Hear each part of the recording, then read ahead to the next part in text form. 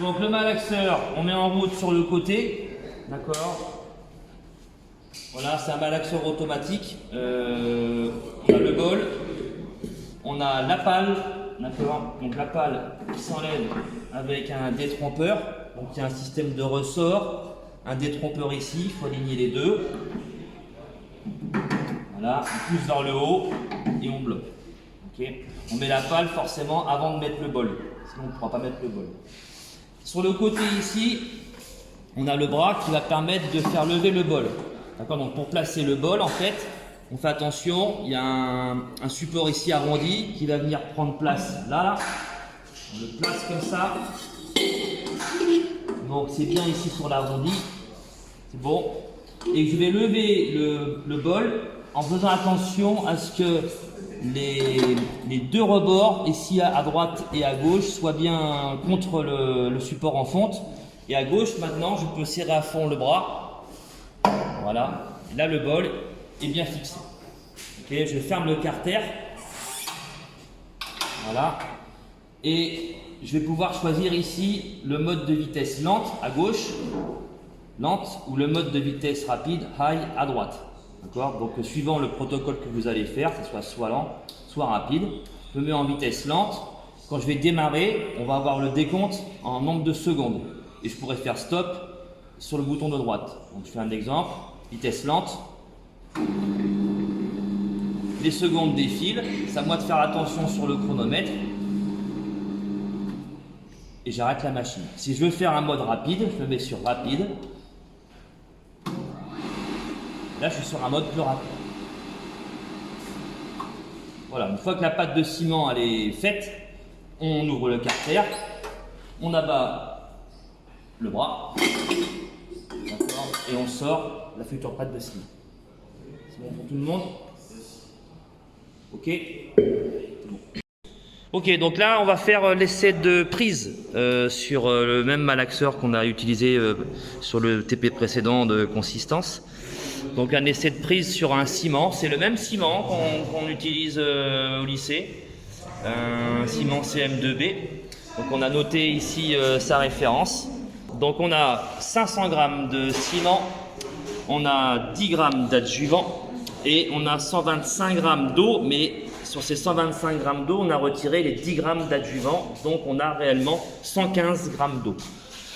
Donc je vérifie, c'est bien ça, 500 g de ciment, on a 10 g d'adjuvant et 115 g d'eau. On va procéder au mélange avec le malaxeur et on va régler l'aiguille de début de prise, puisqu'on a ici deux mesures à faire, le temps de début de prise T1 et une fois qu'on l'aura atteint, on pourra attaquer le temps de fin de prise T2. Ok, donc on va régler l'aiguille de prise, excusez-moi, sur l'appareil de Vica. L'aiguille de prise, c'est une aiguille qui fait 1,13 mm de diamètre.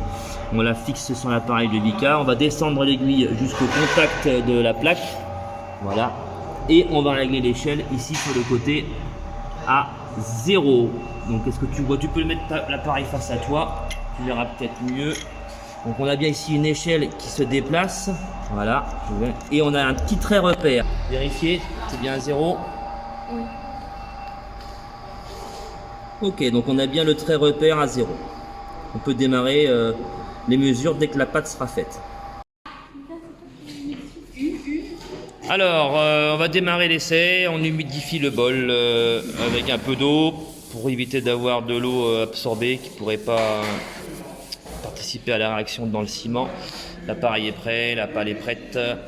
Et on va introduire donc le ciment, l'eau et son adjuvant.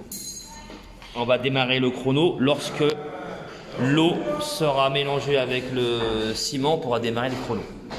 Et l'eau, on met tout de suite l'adjuvant directement dans l'eau, hein, histoire de bien mélanger l'ensemble. Et c'est ça qu'on va mettre avec le ciment dans le bol. C'est parti, donc on introduit les 500 g de ciment.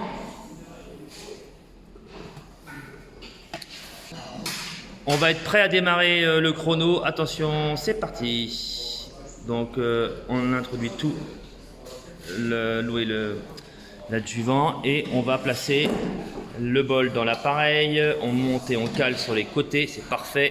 On ferme le carter et on engage 90 secondes de malaxage à vitesse lente. Le chrono est bien parti. Donc on atteint la fin du premier cycle à vitesse lente, 90 secondes.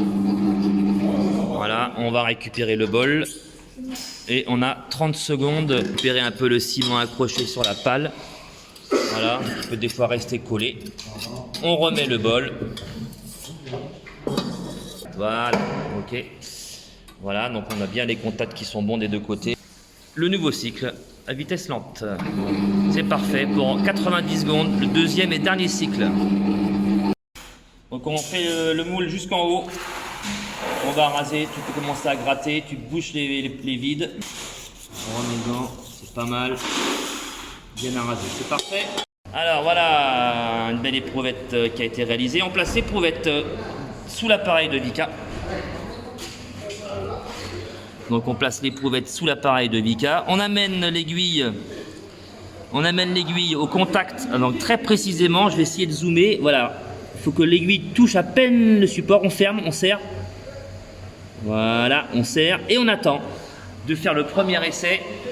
Normalement, à 10 minutes, le premier essai de début de prise. Donc voilà, on s'approche des 10 minutes. On va faire la première mesure de l'aiguille. Alors attention, on regarde un petit peu ce qui se passe. Voilà, donc l'aiguille, elle est tombée. Et on regarde et on est ici à 0. Ce qui est logique, parce que c'est le tout début des mesures. Donc on n'a pas d'enfoncement de mesurer. Donc on a noté ici, voilà, 0 mm d'enfoncement pour le début de prise. Et on va répéter ces essais toutes les 10 minutes jusqu'à temps qu'on obtienne une distance de 4. Voilà, donc on voit bien que l'aiguille commence à mettre quelques difficultés à pénétrer jusqu'en bas.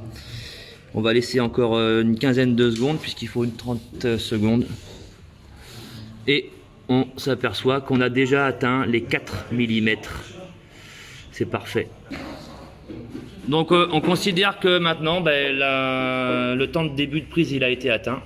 Donc on va pouvoir redresser l'aiguille, récupérer l'échantillon, enfin des mesures, toutes les 10 minutes également, pour savoir si le temps de prise T2 sera atteint. Donc il va régler l'aiguille pile à la surface. Donc là il faut vraiment être précis, il faut aller mettre... et toutes les 10 minutes on va faire un lâcher. Donc on peut commencer à en faire un maintenant pour faire un essai. Donc il va lâcher la... Vas-y. Ok. Et on va voir la trace que va laisser cette aiguille. Donc ça y est, 30 secondes, on relève l'aiguille et on observe de très très près. Alors, mais on voit qu'en fait on a la trace du picot central et on a encore la trace du cercle autour. Ce qui signifie qu'on n'a pas atteint le temps de prise T2. Il faut refaire un essai dans 10 minutes. Quand on aura, quand le cercle disparaîtra, ça signifie qu'on aura atteint le temps T2. On pourra noter donc en minutes ce temps puisque le chrono est toujours en train de dérouler. Voilà, donc on s'approche des derniers essais sur la fin de prise. On voit bien qu'il y a des traces encore avec l'anneau et le cercle. On va refaire un essai. Allez, c'est parti les gars. Lâchez-moi le... Ah, ça y est. On voit plus le cercle autour. On voit uniquement le picot. Ce qui signifie que le temps de fin de prise est atteint. On est à combien du coup là? Voilà, donc le temps est atteint à 110 minutes pour le temps T2. Le TP est donc terminé. On peut procéder au nettoyage de tout ça. On va mettre de côté l'éprouvette.